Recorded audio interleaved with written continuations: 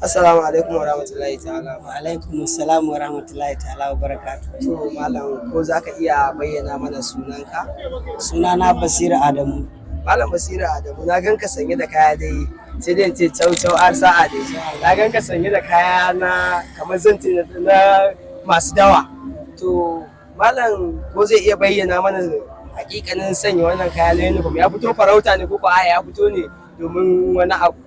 Wannan fitowa tamu mun fito ne domin nuna alhini da bakin ciki na abin da ya faru da jikokin gidan manzon Allah sallallahu alaihi wa sallam, wato kisan da aka yi wa Imam Husaini dan Fatima Zahra yar manzon Allah sallallahu alaihi wa sallam.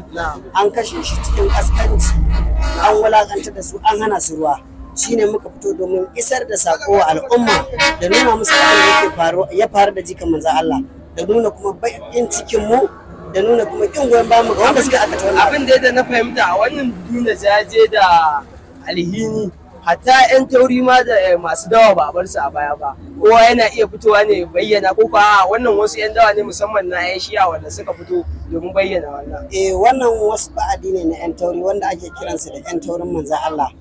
Mu ne muka yi fito mu muke duk wani munasaba wanda ya shafi gidan manzon Allah sallallahu alaihi wa sallam, muna fitowa sawa'un na farin ciki ne ko na bakin ciki.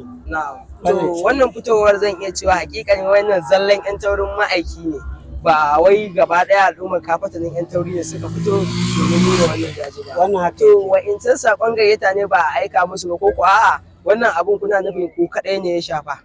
A'a, muna iya kokarin wajen mu fahimtar da duk sauran wasu wanda suke yan tauri. Na'am. Saboda cewa manzon Allah ba na wasu ba'adi ne duk kadai ba, na duk duniya ne.